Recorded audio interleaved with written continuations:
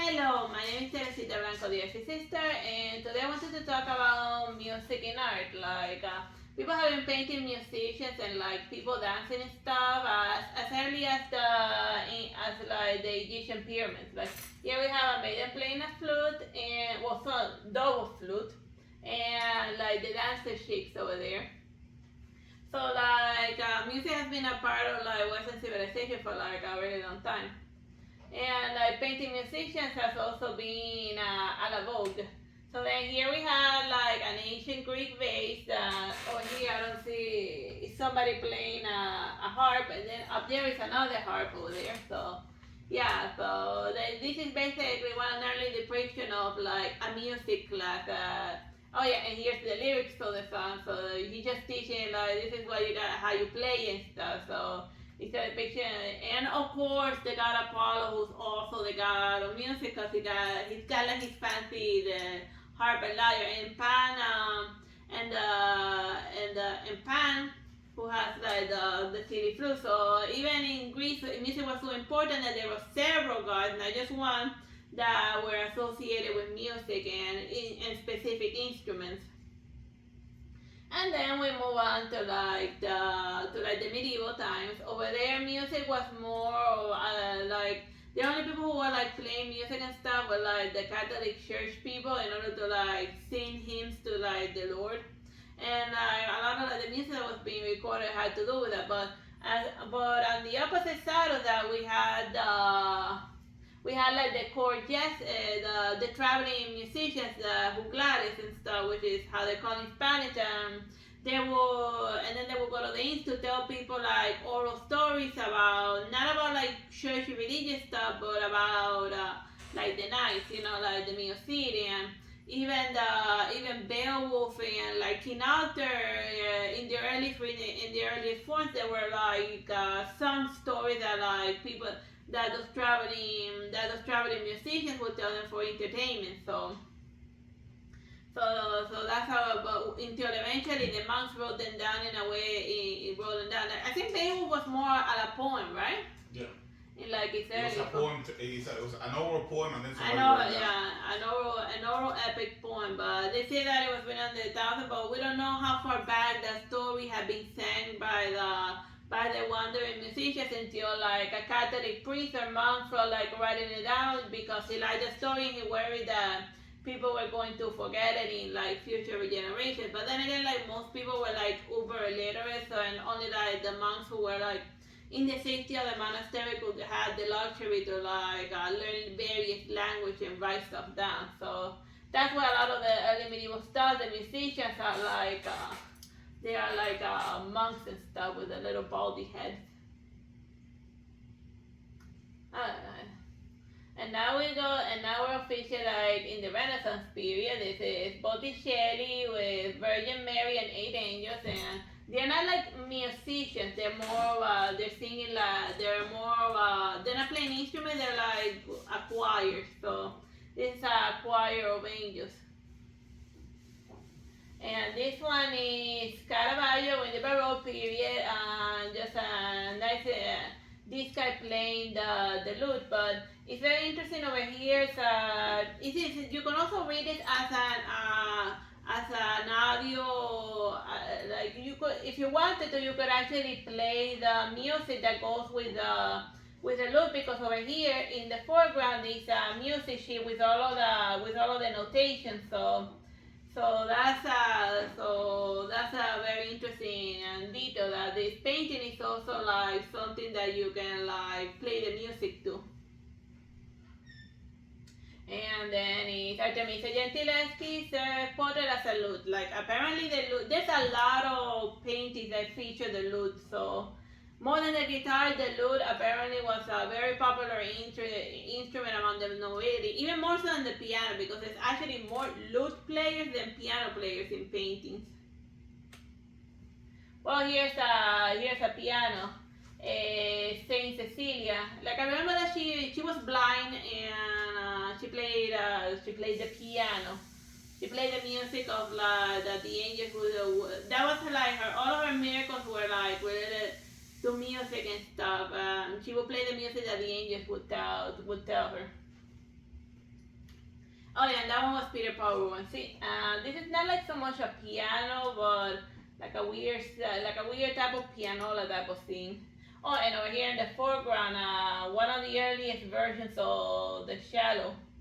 1, 2, 3, 4, 5, 6. That one has a lot more strings than the modern Shallow, but there you have it. And Jan Vermeer, a lady, 1670. And then here's the music sheet. What does Jean Vermeer always paint his women like with dots for eyes? Like, it's kind of weird. I guess just how he drew like the fancy highlights. It was a style. This one is Francisco Goya, The Dance of the Majos at the Banks of Manzanares, 1777. Now we're now featured like in the Rococo period. And over here over here in the corner you see somebody playing the guitar. So I guess so the lute and guitar here again. So the lute is officially losing its popularity to the guitar as we move closer to modern times. And in Josaphy was that ancient Egyptian painting where it had the musicians as well as the dancers in the painting. Over here you can see that theme again as we move closer further into the future. This one is Gustav Moreau, the Thracian girl carrying the head of Orpheus. Like Orpheus, the way that he died was that a lot of his fangirls wanted to date him, but since he was mourning his dead wife, he told them to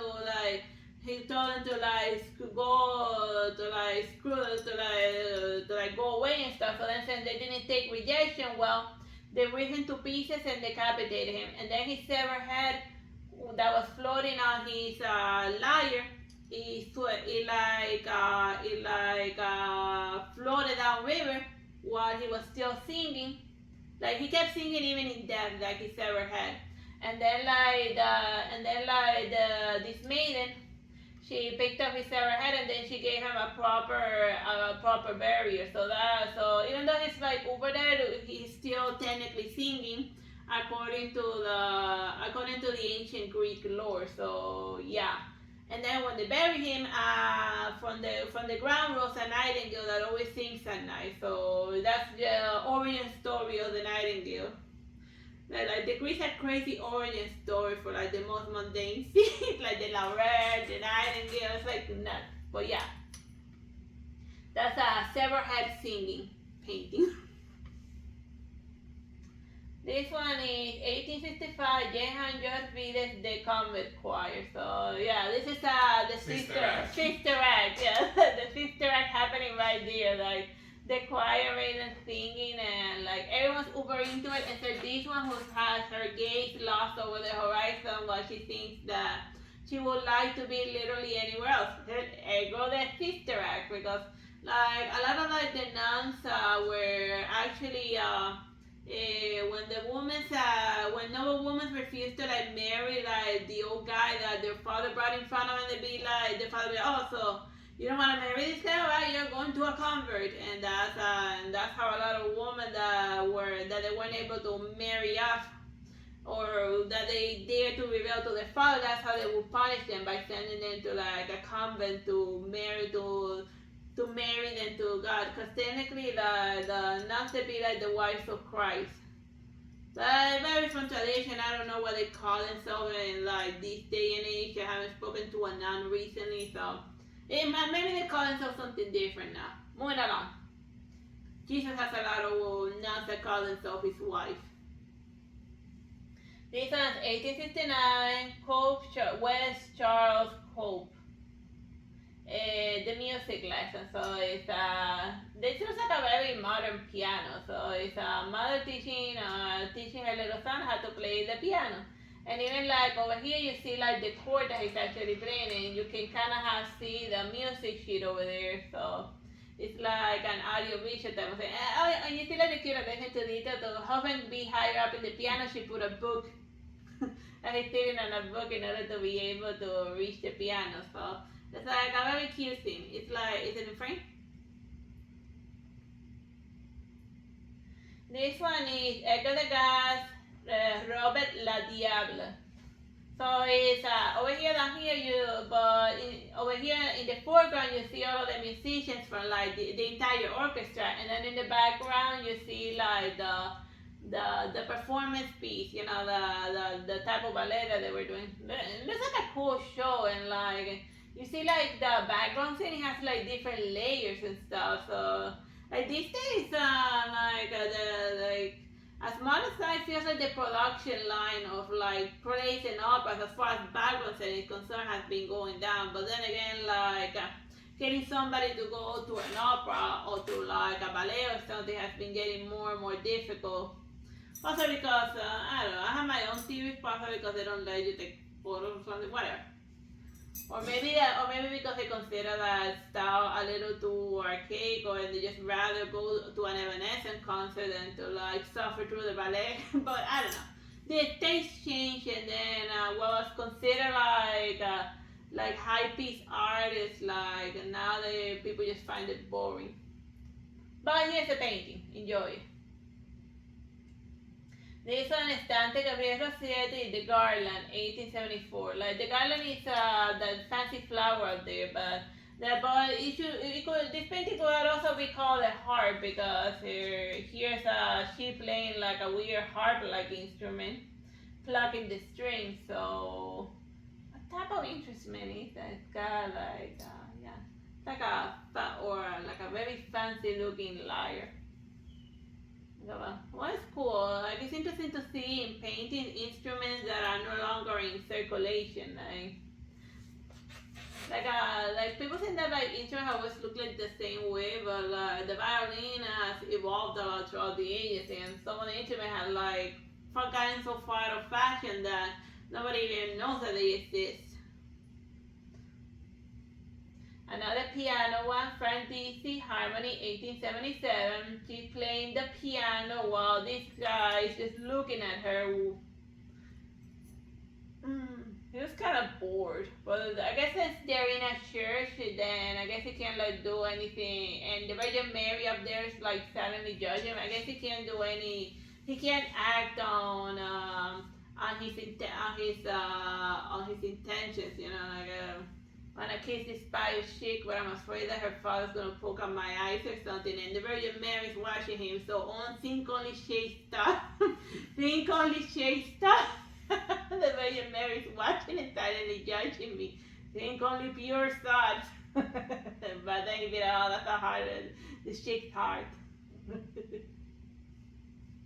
This was 1880, Adolphe Alexander Leslie, the musician. So over here we got like the whole band and even the music sheet. We got like two violins, a big violin, that's a cello, the violin, the guitar. Back here is a flute guy. I guess it's somebody that almost didn't make it into the painting. So he's like, his head is just kind of sticking out there. It's like. That's hilarious, like how like somebody like photobomb a photograph by just sticking their head in there. That's the painting equivalent. He's just showing up there with like the flute. Maybe it's that he is so important of the artist that he just kind of like snuck himself in there playing a flute. And up there you can kind of see like a painting of like two guys over there, and like their eyes are like kind of like poking out. And but I guess it's kind of too dark for you to notice. But I'll eventually like upload the photograph, the paintings and stuff, and you can check them out in my Artsy Sister blog. This one is Ramatodema, a harvest festival, or a dancing bacchanate.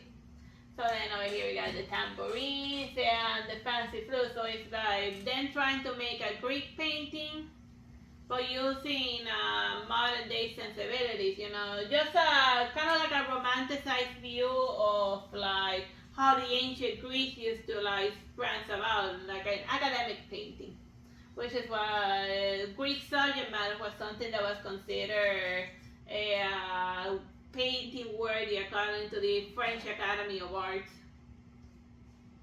And here we have 1881, William Adolphe Bouguereau, The Song of the Angels. So it's the angels once again playing music again. Like right now, you can see that looks a lot like a modern day violin, the one that the angel chick is playing. And of course the lute up there. So I guess the lute was not completely out of the picture yet, but as you can see, at least the painter he preferred the violin sound more to the lute.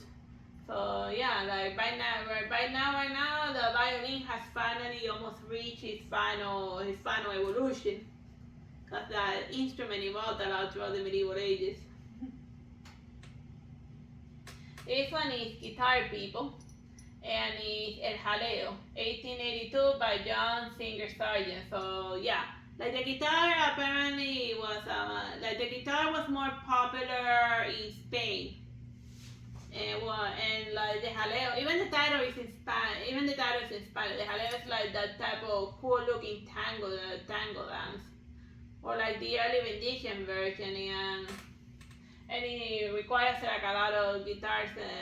And I think in her hand she's playing one of those castanets, like those things that go like tick tick tick tick tick tick tick, and they go well with like your tap dancing. So yeah, I don't know what the hell is this. This kind of those.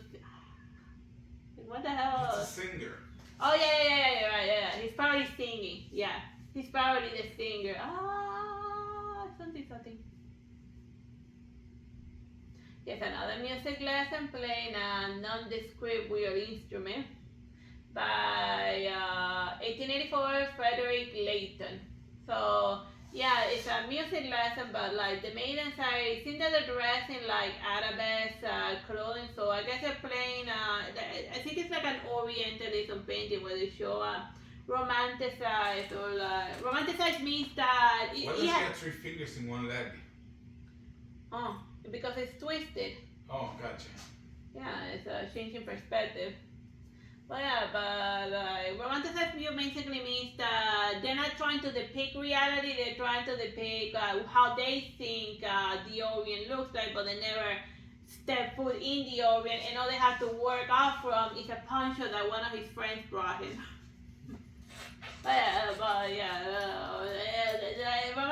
Romanticized, it has nothing to do with the reality of like the Middle East and stuff. I don't think that this is how like Middle Eastern like mothers and women of the time period played the lute and stuff. Cause I don't know if Frederick Layton like stomped around Egypt or something, but he probably didn't. Should have looked it up better. Whatever.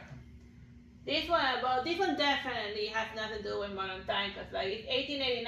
Edward Blair Layton, The Faded Lover. So it's about a musician who's no longer who's no longer hip and popular, and in the background is like the new flavor playing that electric guitar, that electric harp, and like all of the women and stuff are like super into his music while he's like, I'm no longer hip and popular. So yeah, like the sad musician cliche started here. My music is no longer in style, and all of the women are into him. So that's why it's called Faded Laurus. Because he used to be like but in a way you can think about how how he represents the future of that kid. Because yeah, he thinks that he's like super cool with the chick, but eventually his music is gonna go out of style, and he's gonna be a sad musician. With a harp, and then somebody else is gonna be playing another instrument. Yeah, because even the harp that the other guy's playing looks different from his harp. It's still a harp. Yeah. Oh yeah, harp used to be the uber popular. You know, like it like the guitar in there, but now it's like.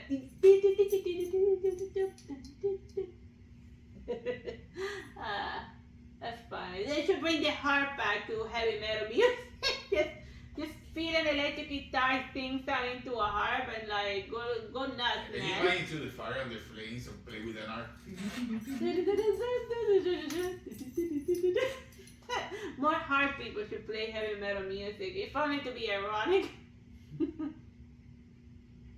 This one is a fairy concert, and here we have like the music sheet, and that was playing more of a lute. So the lute hasn't completely faded from the picture yet. This one is 1891. Harp is a resin. William Ulises and the Cyrus, or harpies, depending on the translation. But yeah, it's like harpies singing to Ulysses and all of the boat people to get them to drown and stuff. The water's warm. So yeah, like even though they're not instruments, they are the instruments of death. Not death, as in dying, not as in death people. But yeah, but he wanted to hear like kick a siren sound, so then they had to tie him to a mast so that he would hear the music and not jump off the boat. So yeah, that famous scene is being played there. While the other guys be like very freaked out about it. And this was getting like uber close to him. It's like yeah, it's dangerous. It's like, are you sure you don't want to hear this? I said, you want to hear this? Like, jump in the water, it's hot. Yeah, because I think they had like wax in their ear or something. Yeah, like you see how their heads are completely wrapped up in wax and clothes so they can't hear like the siren music. This one is Edward pointed the Ionian dance. And then here she is playing like the double flute. And you could almost see it as like a updated version of that ancient Egyptian painting of the woman playing the double flute and the dancer in the pretty dress. The double lute is very popular. Not double lute, the flute, flute. The double flute. Because you see it in Egypt and you also see it like in Greece. 1,000 years later over there. In Greece, so like I guess it was a pretty popular instrument back in like the olden days, you know, like back in the BC days before Christ. So I don't know what they called today. BCE, I think. For I don't common era after. So dumb. Well, maybe we should just reform completely the way we tell time and then just put everything for like before COVID, after COVID. BC and AC. And AC before COVID and after COVID. Yeah, they just start counting as year one after COVID left, so that it's like before COVID and then after COVID. So this will be the 40-year AC. Yeah, or well, COVID lasted 2 years, so it's year 3 actually. Yeah. So 3 AC. 3 AC. So that's 3 AC after COVID. Yeah.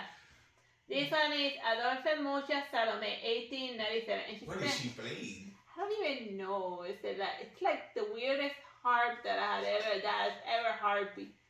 And I think it has like some weird jingling bells over there. So what? So how do you even play it? I mean, it's like. Like what? It is a very weird instrument. Is it like a made-up instrument, or is it based on like a weird harp that was running around in like the 1800s? Is it within frame? Yeah, it's visible. You see everything, right? Yeah. The whole painting. Mm-hmm. But yeah, weird harp. This one is 1899 Thomas Cooper Gosh Untitled Chapter. So then it's like a bunch of kids making a lot of noise and it's like a Those kids don't play instruments well. Yeah, well, it's a marching band, literally the marching band, you know, the high school marching band or that time theater at school. And then they're dressed in medieval outfits, cause like since this is like the 1899, then I guess the equivalent of that would be that they're doing a medieval fair. And then they're playing the music that they thought was timely back then, but since this is kind of half romanticized vision of the past, which was for the medieval past, which is pre-Raphaelite thing. Like they were the pre-Raphaelite also liked a lot the Middle Ages, you know, like because it's before Raphael, you know, the Arthurian legends, Morkin altar. Like I find pre-Raphaelites to be very bitter and petty. Yeah. like, they pick one artist and said, this person ruined art for everyone, and I want nothing to do with it. 1900s, Edwin Astenavet, the fair is my love. So it's a chick playing a guitar. Or it's a lute. The lute is back, at least in painting. I don't know if like, well, I guess, you know, somebody makes a fashion one, and he's trying to, a lot of academic painters were trying to bring the lute back. And then over there, he's, you know, I guess he's trying to work up the courage to ask her on a date or something. And it's like, should I ask her or should I not? Is she going to stab me with a lute or should I not?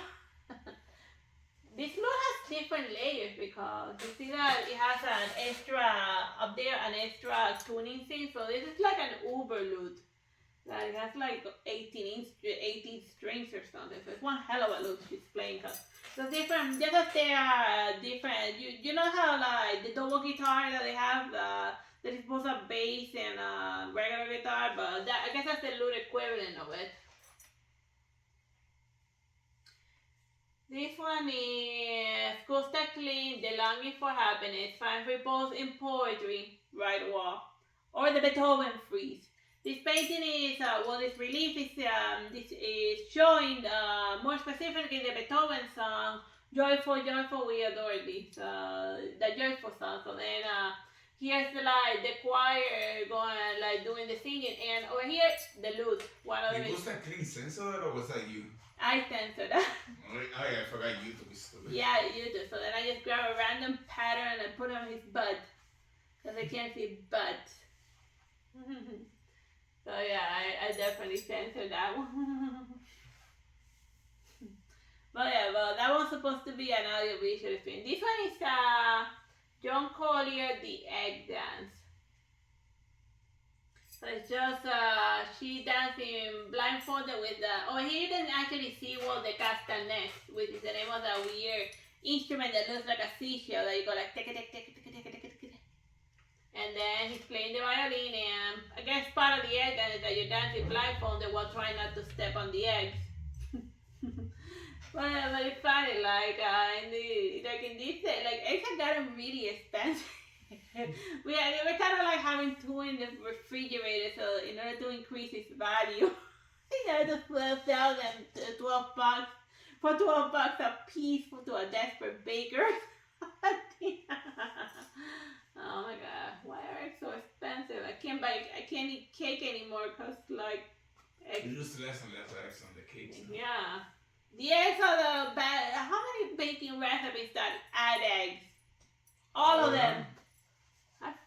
But now they don't add eggs, so then it goes so terrible because eggs cost an arm and a leg. Because eggs cost literally a human egg.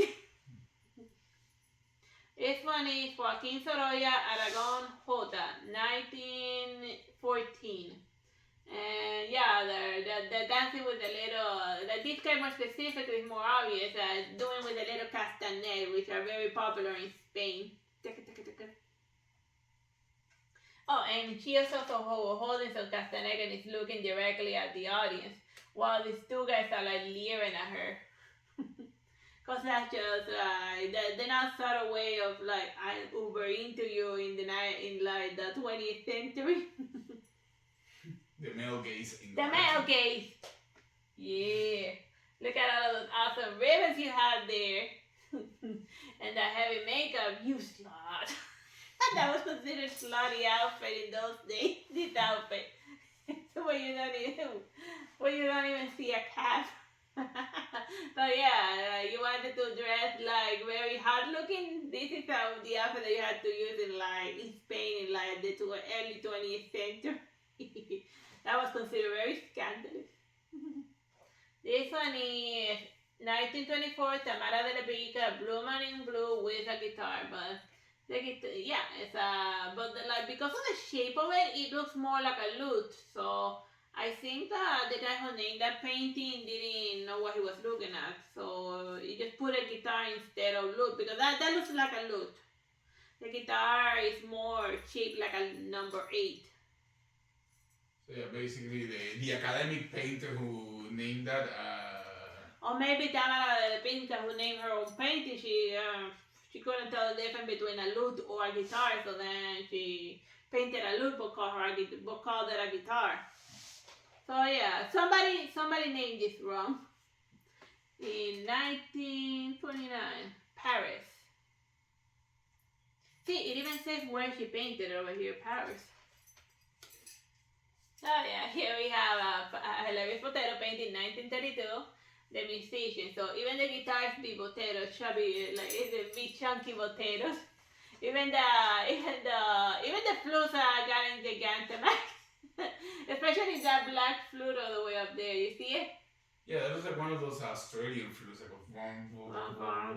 and a boy, I think. But but it's actually a pipe, not a flute. I don't even know what the hell that is. And then there's like a weird bird down there. A chubby bird, because A his chubby birds bird, are chubby. yeah. Chubby bird. Primitivist. No, he's like Primitivist. chubby. This is 1950 Norman Rockwell trumpet practice. So then it's a kid playing. Driving everyone crazy at his house. And the dog is just sitting there wondering, are you dying? The dog is like, when is it gonna end? Oh, what the? He's like hiding, no? Because he's scared of ungodly sound coming up from the trumpet. You can hear that dog is whimpering. And it's also like the couch is very Christmas looking. It's like a very colorful couch. But like it's very interesting that the couch is a painting by a different painter that you covered before. Like I recognize pieces of it. Oh yeah, the weird Christmas painter. Yeah, I don't know. His work got made into a couch. This one is 1982 Michael Parker's Water Music. So it's a blindfolded clown playing a violin, and then the frog is also singing, and the swan is playing a bell. And but yeah, it's really good transparency though. Like yeah, transparency of the hand is impressive. Yeah, to show that he's playing the violin very quickly. But yeah, the violin. There's also a frog there. Yeah, this is because why the hell not? There's also a frog there, marble at it.